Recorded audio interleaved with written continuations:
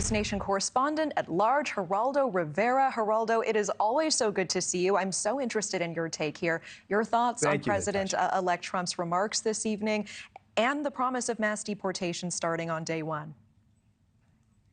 Well, those are two very different topics. Let me tell you, first of all, and a pleasure to be with you on this Sunday evening. I loved Trump today. I thought that he was ebullient. I thought he was joyful. This was Trump triumphant. There he is, mixing it in with the village people. It was just a lot of fun to watch. Geraldo, I never thought you would say that. I never thought you would say you loved Trump today. That was not on my bingo card tonight. I did.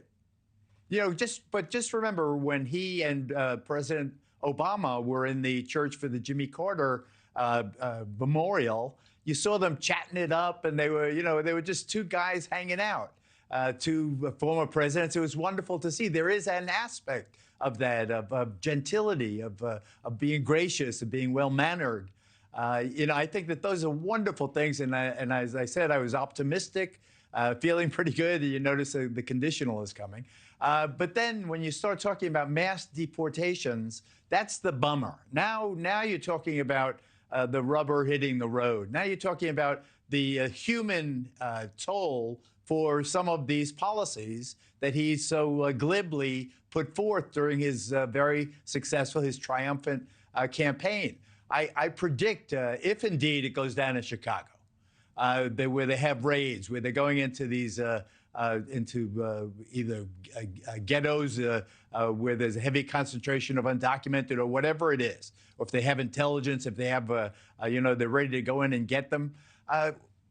Imagine the media gets hip to that. There's screaming babies, there's crying spouses, there's women holding on to their husband's ankle. Please don't drag my husband away.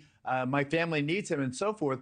That's a good way to really deflate in a hurry, the optimistic nature of what this should be. This should be a rebirth. Here he is, the greatest political comeback of all time. Here he is riding the tails of this triumph in Israel and Gaza, where Trump, by leaning onto the scale, gets Hamas to accept the peace proposal, the ceasefire proposal in Gaza. I think that if I were still in his good graces, if I could talk to him man to man, friend to friend, I'd say go easy. Why? What's the rush? Your policies are already having an impact. Border crossings are way down.